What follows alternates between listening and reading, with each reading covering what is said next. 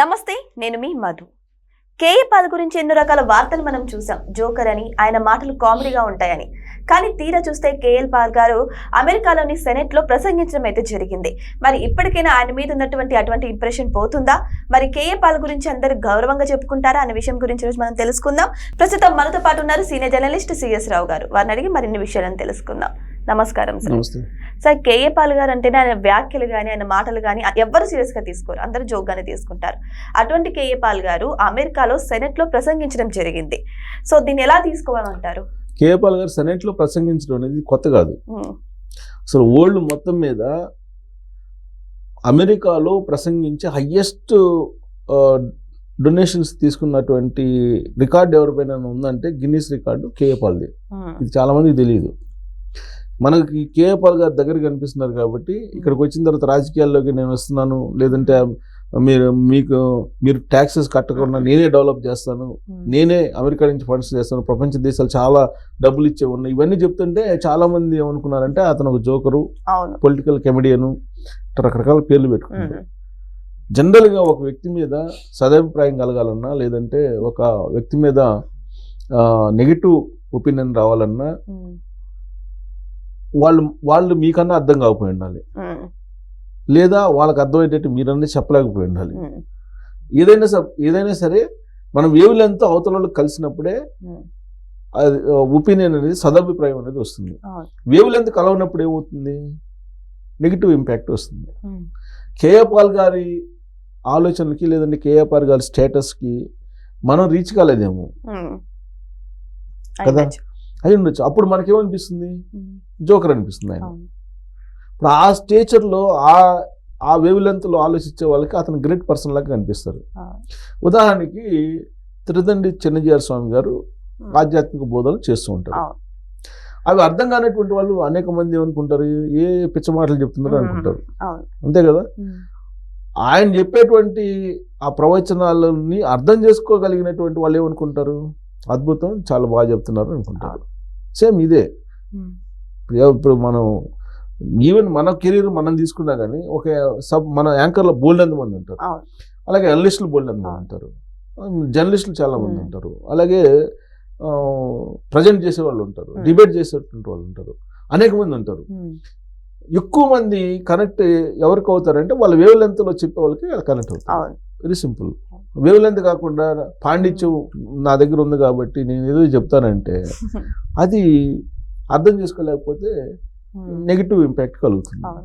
ఉదాహరణకు నాకు ఒక లెక్చరర్ ఉండేవాళ్ళు, నేను చదువుకున్నారు డిగ్రీలో, ఫిజిక్స్ లెక్చరర్ ఉండేవాళ్ళు. ఆయన గోల్డ్ మెడలిస్ట్. యాక్చువల్గా గోల్డ్ మెడలిస్ట్ అంటే బాగా సబ్జెక్ట్ మీద కమాండ్ ఉన్నటువంటి వాళ్ళు అయితేనే కదా గోల్డ్ మెడలిస్ట్. ఆయన క్లాస్కి వస్తే మీరు నమ్మరు, 80% నిద్రపోతారు. 80% నిద్రపోతారు. సేమ్ అదే ఫిజిక్స్లో అంటే చాప్టర్స్ డిఫరెంట్గా ఉంటాయి. ఒక్కో చాప్టర్ ఈయన చెప్తారు, ఇంకో చాప్టర్ ఇంకొకరు చెప్తారు. ల్యాబ్ అసిస్టెంట్ నుంచి లెక్చరర్ అయినటువంటి అతను ఉన్నాడు. వాళ్ళ పేర్లు చెప్పడం భావ్యం కాదు కాబట్టి చెప్పట్లేదు. ఆయన ఫిజిక్స్, ఆయన కూడా కొన్ని చాప్టర్లు చెప్తారు ఫిజిక్స్లోనే. ఆయన వచ్చి చెప్తుంటే 100% ప్రజెంట్ అయ్యేవాళ్ళు స్టూడెంట్స్. 100% ప్రజెంట్ అయ్యేవాళ్ళు, కనెక్ట్ అయ్యేవాళ్ళు స్టూడెంట్స్. అలా కేఏ పాల్ గారిని మనం అర్థం చేసుకోలేకపోవటం వల్ల బహుశా నేను అనుకోవటం తెలుగు రాష్ట్రాల్లో ఆయన ఒక పొలిటికల్ జోకర్గా, ఆయన ఒక మెంటల్ స్టేటస్ లేనటువంటి వ్యక్తిగా ఇలా భావించిన వాళ్ళు చాలా మంది ఉంటారు, చాలా మంది ఉన్నారు, ఇవాళ కూడా ఉన్నారు. అసలు ఈ తెలంగాణలో అక్కడ ఎలక్షన్ సందర్భంగా అక్కడికి వెళ్తే ఆయన కొట్టారు, చెంప మీద కొట్టారు. ఆయన మీద చాలా ఇప్పుడు ఎలక్షన్ క్యాంపెయిన్లో ఆయన రకరకాలుగా విన్యాసాలు చేస్తూ ఆయన ప్రచారం చేస్తే పరిగెట్టుకుంటూ వెళ్తూ ఇట్లా రకరకాలు చేసినప్పుడు ఆయన నిజంగా అసలు ఎందుకు పనికిరానటువంటి వ్యక్తి అన్నట్టుగా చూపించారు. కానీ యాక్చువల్గా అతను ప్రపంచ శాంతి దూత. నిజం, అది ప్రపంచ శాంతి దూత ఆయన. ఇప్పుడు ప్రపంచంలో యుద్ధ వాతావరణం నెలకొంది. ఈ యుద్ధ వాతావరణం నెలకొన్న క్రమంలో దాని మీద మాట్లాడటానికి ఆయన సెనెట్లో అవకాశం ఇచ్చారు. దాని మీద అక్కడ సెనెట్లో ఉండేటువంటి వాళ్ళు మిస్మరైజ్ అయ్యారంట. అక్కడ ఆయన ప్రసంగం విన్న తర్వాత ఆయన చప్పట్లతోటి మారుమోగిపోయింది. సెనెట్ మొత్తం చప్పట్లతోటి మారుమోగిపోయిందంట. అంటే ఇప్పుడు కేఏపాల్ గారు తప్ప, లేకపోతే ఆయన్ని జోకర్ అనేటువంటి వాళ్ళు అర్థం చేసుకోలేకపోయారా? అమెరికా సెనేట్ చప్పట్లు కొట్టింది అని అంటే, అమెరికా సెనేట్ అంటే గొప్పదని చెప్పి అందరం ఫీల్ అవుతుంటాం కదా. అమెరికా పోవటమే చాలా గొప్ప అని మనం ఫీల్ అవుతుంటామా లేదా? ఎవరైనా అమెరికా చదువుకోవడానికి వెళ్తే అబ్బా సూపర్ అనుకుంటాం కదా. మరి అమెరికా దేశానికి సెనేట్ అంటే మనకు పార్లమెంట్ లాంటిది. మరి అక్కడ ప్రసంగించినట్టు అవకాశం కేఏపాల్ గారికి వచ్చింది అని అంటే, మరి కేఏపాల్ గారు ఎంత అయి ఉండాలి? మరి ఆయనకి అక్కడ అంత రెస్పెక్ట్ ఇస్తున్నారు. రెస్పెక్ట్ కాదు, ప్రపంచం మొత్తానికి తెలుసు ఆయన ప్రపంచ దూత అని. ప్లస్ ఆయన ఇవాళకి కూడా ఎప్పుడెప్పుడు ఎవరిని కలిశాను అని చెప్పి డేట్లతో సహా చెప్తుంటారు ఆయన. కానీ ఎవరు నమ్మరు సార్, అది ఎవరు నమ్మరు కానీ నిజం అది. మీకు నేను ఇంకొక చెప్తాను, ఆయన గురించి నాకు కొంత తెలుసు కాబట్టి చెప్తాను. ఇప్పుడు మన రాష్ట్రంలో ఉండేటువంటి పొలిటీషియన్స్ 96 to 2000 ఆ ప్రాంతంలో కలవనటువంటి వాళ్ళే లేరు. ఆయన్ని కలిసి ఆయన దగ్గర డొనేషన్ తీసుకోకుండా ఉన్నటువంటి వాళ్ళే లేరు. దాదాపుగా ఉండరు రాజకీయ పార్టీలు. అలాగే ఆయన నుంచి సహాయం పొందనటువంటి పొలిటీషియన్స్ కూడా చాలా తక్కువ ఉంటారు. కానీ ఆయన ఎవరు పట్టించుకోరు. ప్లస్ ఆయన చెప్పినా కానీ వినరు. పోనీ ఆయన సహాయం చేసేది ఎవరు చెప్పరు. ఆయన ఇచ్చే ఫండ్స్ కావాలి కానీ ఆయన గురించి మాత్రం ఇలా స్ప్రెడ్ చేస్తుంటారు. సో లాస్ట్ అంటే ఒక విచిత్రమైనటువంటి పరిణామం అయింది. ఇప్పుడు సెనెట్ లో ఆయన ప్రసంగాన్ని విన్న తర్వాత, నా దగ్గర ఉంది ఆ ప్రసంగం, కాకపోతే మనకి యూట్యూబ్ లో ఆ ఫెసిలిటీ లేదు కాబట్టి నేను చూపించట్లేదు. కానీ బట్ ఆ ప్రసంగం వింటే కనుక ఇదే ఈ కేఏపాల్ మనం జోకర్ అన్నామా, ఈ కేఏపాల్ని మనం పొలిటికల్ కెమెడియన్ అని చెప్పేసి మనం అన్నామా, ఇంత గొప్ప వ్యక్తిని అనే ఫీలింగ్ వస్తుంది. గొప్ప వ్యక్తులు ఎప్పుడు కూడా పిచ్చోళ్ళనే కనిపిస్తారు సాధారణంగా, ఎక్కువగా. ఆయన ఇక్కడ జోకర్ గా ప్రచారం అవ్వడానికి ముఖ్య కారణం ఏమంటారు సార్?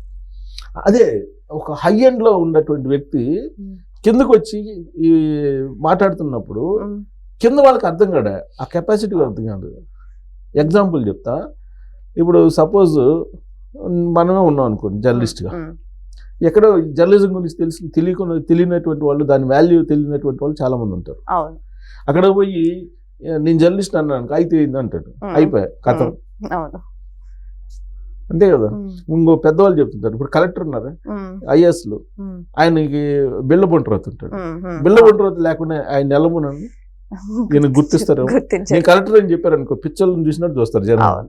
ఆ పక్కన బిళ్ళబొంటరోతునే ఈయన కలెక్టర్ గా గుర్తిస్తారు. సో కాబట్టి అర్థం చేసుకున్నారు. ఇప్పుడు ఆయన యాక్చువల్గా ఏంటి, అమెరికాలో ఇప్పుడు మనకి అమెరికా ప్రెసిడెంట్కి ఏ ప్రోటోకాల్ ఉంటుందో ఆ ప్రోటోకాల్ ఆయనకు ఉంటుంది అక్కడ. కేఏపాల్ గారికి నిజం ఇది చాలా మంది జనరేషన్ తెలియదు. కేఏపాల్ గారు ప్లస్ సపరేట్ ఫ్లైట్ ఉంది ఆయనకి. అమెరికా ప్రెసిడెంట్ ఎలాంటి ఫ్లైట్ వాడతారో ఆ ఫ్లైట్ వాడతారు ఆయన. ఒకప్పుడు నేను చెప్పేది. తర్వాత మన రాజకీయాలకు బలైపోయాడు ఆయన. ఇక్కడ ఉన్నటువంటి రాజకీయాలకే బలైపోయాడు, ఇండియన్ పాలిటిక్స్కి బలైపోయాడు ఒక రకంగా చెప్పాలంటే. నాకు తెలిసినంత వరకు 3 లక్షల కోట్ల రూపాయలు ఆయన పీస్ మిషన్లో ఉన్నాయి. అది మొత్తం సీజ్ చేయించేశారు. రాజకీయ కుట్రలు అన్నీ సీజ్ చేయించేశారు. మనం ఒక 10,000 బిజినెస్ నష్టం వస్తే మనం డిస్టర్బ్ అవుతాం. 3 లక్షల కోట్ల రూపాయలు ఎప్పుడో 2009లో సీజ్ అయినాయి అంటే ఆయన మెంటల్ స్టేటస్ ఎలా ఉండాలి? సరే డబ్బు పోతే పోయింది, బట్ ఆయనకునే నాలెడ్జ్ అయితే ఉంటుంది కదా. ఆ నాలెడ్జ్ తోటి మాట్లాడినప్పుడు ఆయన ఒక ప్రత్యేకమైన విమానంలో వచ్చినప్పుడు, ప్రత్యేకమైన హెలికాప్టర్లో వచ్చినప్పుడు ఒక రకంగా చూస్తాం మనం. ఇప్పుడు పీస్ మిషన్ 3 లక్షల కోట్ల రూపాయలు సీజ్ చేసిన తర్వాత ఆయన మన దగ్గరికి వచ్చినప్పుడు మనం ఎలా చూస్తాం? సామాన్య వ్యక్తిలా చూస్తున్నారు. సామాన్య వ్యక్తి చూడటం కాదు. ఇప్పుడు పులి ఉంది, పులి గాండ్రించదు, లేదంటే మనల్ని ఏం చేయదు అనుకున్నప్పుడు దాని మీద ఎక్కుతారా? ఆడుకుంటారు దాన్ని. సేమ్ అలానే ఇప్పుడు ఆయన ఒకప్పుడు ఫ్లైట్ లో వచ్చేటప్పుడు, హెలికాప్టర్లో వచ్చేటప్పుడేమో పైకి చూసి అందరూ ఆయన ఊరిని ఆశీస్సులు అంటే చాలు అనుకుని తన్మయత్వం చెందేటువంటి వాళ్ళు అనేక మంది ఉన్నారు. నేను చూశాను ఆయనది ప్రస్థానం. నేను 96లో ఒక పత్రికలో పనిచేసేటప్పుడు గుంటూరులో పెద్ద కూటములు జరుగుతుంటాయి. ఆ కూటములు కొన్ని లక్షల మంది వచ్చేవాళ్ళు అప్పట్లోనే. నేను చెప్పేది 96లో. అప్పట్లోనే కొన్ని లక్షల మంది వచ్చేవాళ్ళు. ఆ దానికి ఈయన లాస్ట్ డే, క్లోజింగ్ డే వస్తారు. అదేదో 4 రోజులు 5 రోజులు జరుగుతుంది. లాస్ట్ డే వస్తారు. ఎలా వస్తారు? హెలికాప్టర్లో తిరిగి వెళ్తారు అంతే. హెలికాప్టర్లో తిరిగి వెళ్తారు. ఆ హెలికాప్టర్లో తిరిగి వెళ్ళి ఆయన బయటికి ఇలా వాళ్ళు ఏదో చేస్తారు కదా ప్రాసెస్. అసలు దానికోసం కొన్ని లక్షల మంది పైకి చూసి ఆయన ఆశీర్వాదం కోసం ఇలా చూసి ఎగబడేవాళ్ళు. అలాంటి సిచ్యువేషన్ నేను చూసే, కవర్ కూడా చేశాను న్యూస్ అప్పట్లో. అదే కేఏ పాల్ గారు, నేను అప్పుడు ఇంటర్వ్యూ కోసం ఆయన దిగిన తర్వాత కొద్దిసేపు అక్కడ ఉంటారు. అక్కడ ఉండేట్టు కొంతమంది ఫాస్టర్స్ తో మాట్లాడతారు. కనీసం 2 ముక్కలు ఇంటర్వ్యూ తీసుకున్నాను ట్రై చేస్తే అసలు ఛాన్సే దొరకలేదు నాకు. విచిత్రమైన పరిణామం ఏంటంటే, నేను ఒక ఛానల్లో పనిచేస్తున్నప్పుడు, నేను ఢిల్లీలో పనిచేస్తున్నప్పుడు ఇదే కేఏ పాల్ గారు నా కోసం 2 గంటలు వెయిట్ చేశారు. పరిస్థితి ఎలా మారిపోయింది చూడండి సార్.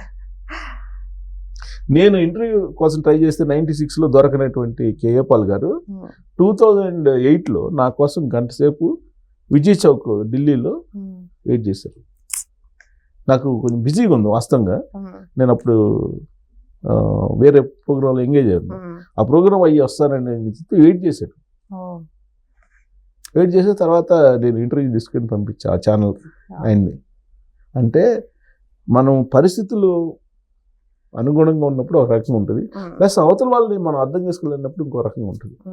ఇప్పుడు మీరు కేఏ పాల్ గురించి చెప్పండి, అందరు నవ్వుతారు. అవును, సినిమాల్లో మనం బ్రహ్మానందం గారు యాక్షన్ కనపడంగానే ఎలా నవ్వుతాము, సేమ్ అలానే కేఏ పాల్ గారిని నవ్వుతాం. మరి అమెరికాలో సెనెట్లో మాట్లాడుతున్న కేఏ పాల్ గారిని ఎంతమంది చూస్తుంటారు అసలు? ఎంతమంది? కనీసం మీడియాలో కూడా రాలా. అవును, నాకు తెలిసి ఈ మీడియాలో రాలా, చాలా తక్కువ దాంట్లోనే వచ్చాయి. ఎక్కడో సోషల్ మీడియాలో వచ్చింది కానీ ఎక్కడ మెయిన్ పేపర్లో ఎక్కడ రాలేదు. అదే సెనేట్ లో ఏ మన ఎమ్మెల్యేనో లేకపోతే మన మినిస్టర్, మన సీఎంఓ లేకపోతే మన ప్రధానమంత్రి వెళ్ళి ప్రాసంగించే అవకాశం వస్తే బ్యానర్ ఐటమ్స్ రాస్తారా లేదా? రాస్తారు. మరి ఇదే మరి సమాజం అంటే. కేఏ పాల్ గారు అసలు నేను చెప్తాను కదా, అమెరికా ప్రెసిడెంట్కి ఉండే ప్రోటోకాల్ ఉండేదండి ఆయనకి. అలాంటి కేఏ పాల్ సెనెట్ లో ఇవాళ ప్రసంగించడానికి అవకాశం వచ్చిందంటే అది కూడా ప్రపంచంలో ఉండే పరిస్థితులు. ఇవాళ యుద్ధ వాతావరణం నెలకొంది, ఉక్రెయిన్ది రష్యా జరుగుతుంది. ట్రంప్ అక్కడ అధ్యక్షుడు. ట్రంప్ ఎలాంటి తెలుసు కదా. మరి ట్రంపే కేఏ పాల్ తోటి ఆశీర్వచనం తీసుకున్నాడు. మరి అలాంటప్పుడు కేఏ పాల్ గారు ఏంటి అనేది అసలు దీన్ని ఎలా అనాలిసిస్ చేయాలి కూడా నాకు అర్థం కాదు ఒక్కోసారి. అంటే అంత గొప్ప వ్యక్తి ఎలా అయిపోయారు, అసలు ప్రజల ముందు ఎలా ఉన్నాడు అని అంటే నాకు ఇప్పటికీ అది మళ్ళీ సెనేట్లో చూసిన తర్వాత నేను విన్నాను, ఆ వీడియో కూడా చూశాను నేను. మళ్ళీ సెనేట్లో చూసిన తర్వాత అక్కడేమో అతనికి నీరాజనాలు పడుతున్నారు, ఇక్కడేమో మనం అసలు ఒక్కళ్ళు పడుచుకో, ఇక్కడ జోకర్లా చూస్తున్నారు. ఎవరన్నా ఎవరితో మాట్లాడిన అసలు పడుచుకుని పడుచుకో అసలు. సో దీన్ని బట్టి సమాజం మన పట్ల ఎలా ఉంటుంది అనేది కేఏ పాల్ గారిది ఆయన జీవితం ఒక పెద్ద ఉదాహరణ. అవును సార్, నిజమే. సో ఏదేమైనా సరే అమెరికా సెనేట్ లో మాట్లాడిన కేఏ పాల్ గురించి గర్వంగా చెప్పుకునే ఛానల్స్ చాలా తక్కువే ఉన్నాయని చెప్పొచ్చు. మరి కేఏ పాల్ ప్రసంగాన్ని మనం ఎలా తీసుకోవాలి ఏంటి అనేది ఇక మీకే వదిలేస్తున్నాను. Thank you so much. Thank you sir.